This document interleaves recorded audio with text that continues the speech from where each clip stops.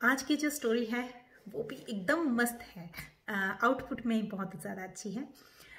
इस साल 2022 के स्टार्टिंग में मेरे मन में एक इच्छा हुई। हमारी जो अभी एग्जिस्टिंग कार थी वो भी बहुत अच्छी थी, सारी रिक्वायरमेंट्स मीट कर रही थी, लेकिन मुझे ऐसी इच्छा हुई क्योंकि मैंने जैसे बताया पहले ही कि मैं जुलाई 2000 मई जून जुलाई 2021 से मैं लॉ ऑफ अट्रैक्शन को कॉन्शियसली फॉलो करने लगी हूँ।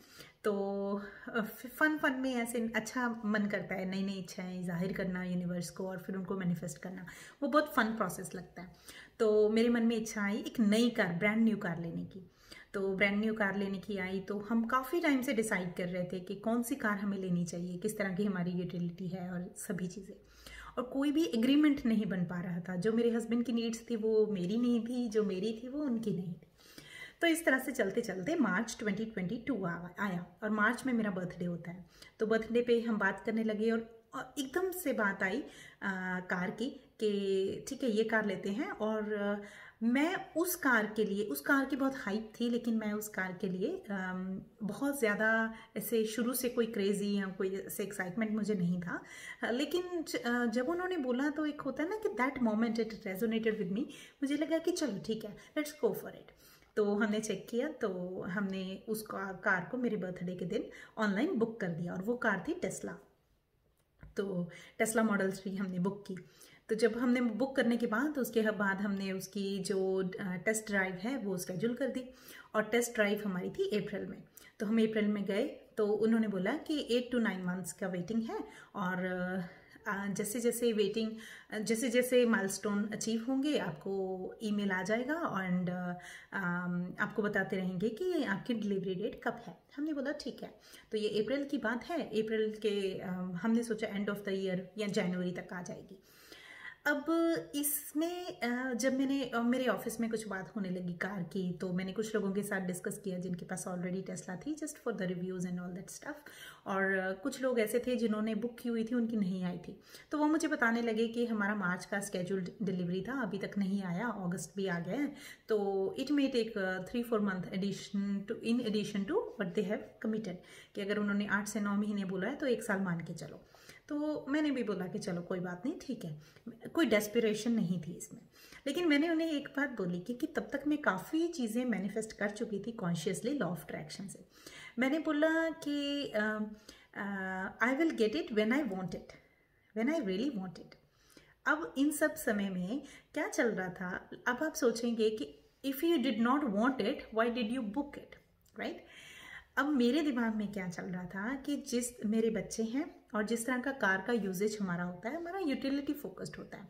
तो यूटिलिटी फोकस जब आपका होता है, आप जल्दी में हैं, सब कुछ आप बड़ी गाड़ी में भर के लेके जाते हैं, बाइक्स हैं बच्चों की और इस तरह की चीज़ें हैं, तो गाड़ी की जो लग्जरी गाड़ी को मेंटेन करने का डर मेरे अंदर था। तो मुझे बार बार ऐसा हो रहा था कि इस तरह की अगर हम गाड़ी लेंगे और उसको फिर नई नई गाड़ी होगी, दुख होगा अगर उसको कुछ स्क्रैच आता है या उस तरह से मेंटेन नहीं हो पाती, तो should we really go for it और नॉट, ठीक है। तो ये मेरे मन के अंदर डाउट था। तो ऐसा करते करते ये बात अप्रैल की है। तो अप्रैल से और फिर और भी कुछ चीज़ें थी, कुछ फाइनेंसेस भी मेरे माइंड में थे। मुझे ऐसा लगा कि अगर ये वाली गाड़ी ले लेंगे तो फाइनेंसेस इस तरह से हो जाएंगे और वो सब चीज़ें। तो मैंने उन सब चीज़ों पे वर्क करना स्टार्ट किया। जो फाइनेंसेस किस तरह से अरेंज होंगे उसका मैंने फियर अपने माइंड में से निकालना शुरू किया, क्योंकि बुकिंग के टाइम आप सिर्फ एक बुकिंग अमाउंट देते हो, एक्चुअल जो अमाउंट होता है गाड़ी का वो आपको डिलीवरी के टाइम ही देना होता है। तो मैंने अपने मन में से वो सब निकाल दिया कि किस तरह से जो फाइनेंसेस है वो सेटल्ड होंगे। तो वो यूनिवर्स पे छोड़ दिया। फिर दूसरी चीज़ थी मेंटेनेंस की, तो वो भी मैंने यूनिवर्स पे छोड़ दिया कि कोई बात नहीं, इस चीज़ की वजह से मैं गाड़ी नहीं अटकाऊंगी, कुछ हैबिट्स ट्रांसफॉर्म करनी होंगी, कुछ बच्चों को चीज़ें समझानी होंगी, क्योंकि बच्चे अभी बहुत छोटे हैं। तो this is an opportunity for children to learn कि किस तरह से कि आपको चीज़ों को रखना है।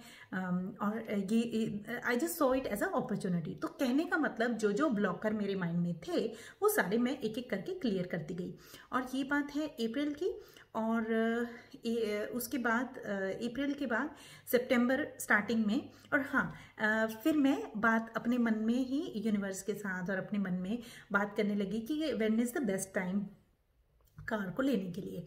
तो जो मेरे मन में आया वो नवरात्रि आया। अब नवरात्रि था, आने वाले नवरात्रि थी सितंबर में।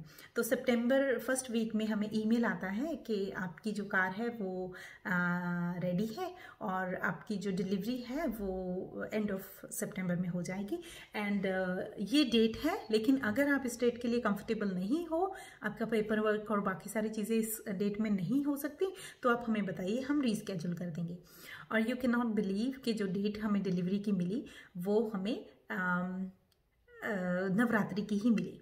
अब मैं इसमें एक बात और बताती हूँ आपको। ये मेरी डायरी है जो है डिक्लेरेशन की डायरी। तो डिक्लेरेशन जो भी मुझे लगता है कि मुझे लाइफ में चाहिए, तो मैं इसमें लिख के डिक्लेयर करती हूँ कि ये मुझे ऑलरेडी मिल चुका है। ठीक है, तो 1 सितंबर, आपको दिख पाए, 1 सितंबर 2022 शाम को 6 बजे मैंने इसमें कुछ डिक्लेरेशंस लिखी थी। और इसमें एक डिक्लेरेशन, मैं आपको कुछ फ़ोटो भी इसका अटैच कर दूंगी। इसमें मैंने एक डिक्लेरेशन अपनी कार के बारे में लिखा था। और यहाँ पे नोट करने की बात यह है कि तब तक हमें कार का कोई अता पता नहीं था कब तक आएगी। जो हम डिलीवरी टाइम ले के चल रहे थे वो वही था, दिसंबर जनवरी के आसपास का। तो इसमें मैंने लिखा है, September is the month which has given me my Tesla. I am driving my own Tesla in this beautiful month of September. अब मैंने यहाँ पे ओन इसीलिए लिखा था क्योंकि मैं सिर्फ टेस्ला लिखती तो मुझे ऐसा लगता है कि ऐसा ना हो कहीं मैं टेस्ट ड्राइव लेती घूम रही हूँ। तो मैंने ऐसा लिखा था कि my own Tesla in this beautiful month of September. तो इस तरह से ये भी एक चीज़ थी। अब अचानक से मेरे हस्बैंड के पास 5-6 सितंबर के आसपास फ़ोन आता है और उन्होंने बोला कि रेडी है, आपकी जो डिलीवरी है वो end of September which is Navratri और उस समय पे ड्यू है। तो इस तरह से जो मेरी टेस्ला है वो मैनिफेस्ट हुई। और एक चीज़ इसमें और बताऊंगी, हमने कस्टम जो नंबर प्लेट होती है उसके लिए अप्लाई किया था। उसका काफ़ी एडिशनल पेमेंट होता है, एक नॉर्मल डिफ़ॉल्ट जो आप लेते हो रजिस्ट्रेशन नंबर, उससे। तो जब ये तब की बात है, इसकी रिक्वेस्ट हमने तभी डाल दी थी और इसकी पेमेंट्स जा रही थी जब हमने कार बुक की थी मार्च में ही, उसी टाइम से इसकी पेमेंट जाने लगी थी। लेकिन जब मैं इंडिया गई मई में, तो उनका फ़ोन मुझसे मिस हो गया क्योंकि मैं इंटरनेशनली रोमिंग में थी और मैंने फ़ोन बिल्कुल साइलेंट पे था, वहाँ चेक नहीं किया। मेरा कुछ अकाउंट का इशू हुआ और पेमेंट डिडक्ट नहीं हुई। और मैं जून में वापस आई और थोड़ा माइंडसेट भी कम्प्लीटली डिफरेंट था और मेरे ध्यान से कम्प्लीटली निकल गया कि उसकी पेमेंट अभी बाकी है, कुछ पेमेंट्स बाकी थी। तो उसकी अराउंड $2,000 उसकी वापस थी, अभी अमाउंट जो था उसका ड्यू था। तो उसके बाद क्या हुआ, मैं भूल चुकी थी कम्प्लीटली। अब जब हमें ये फर्स्ट वीक ऑफ सितंबर में ईमेल आया कि आप अपना बाकी सब कुछ सॉर्ट आउट कर लो और अगर आपका कस्टम प्लेट है तो उसका ये प्रोसेस है ये, तो मुझे एकदम से याद आया। मैंने अपनी ईमेल्स देखी तो उसमें आई हुई थी ईमेल कि ऐसे करके we try to contact you and your payment got failed and आपको क्या करना है, your request has been suspended.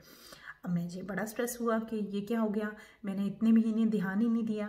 तो 1 सेकंड के लिए स्ट्रेस हुआ, फिर मुझे लगा कि अगर वो मेरा है तो मेरे पास आएगा। तो मैंने उन्हें फ़ोन किया, तो मैंने उन्हें बोला कि मैं 1 ऑफ पेमेंट कर देती हूँ, आप फिर मैं अर्लीस्ट कब कलेक्ट कर सकती हूँ। तो उन्होंने बोला कि कोई बात नहीं, आप कलेक्ट कर सकते हो, लेकिन 15 दिन इसको लगेंगे और पेमेंट आप 1 ऑफ कर सकते हो।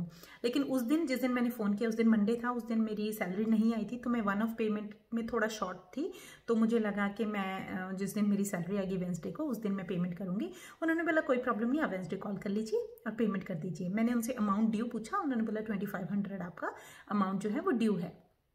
तो मैंने वेंसडे जैसे ही मेरी मॉर्निंग में सैलरी आई, मैंने उन्हें फ़ोन किया और जैसे ही मैंने उन्हें फ़ोन किया, मैंने बोला कि ऐसे करके मेरी बात हुई थी, I am ready to make the full payment right now.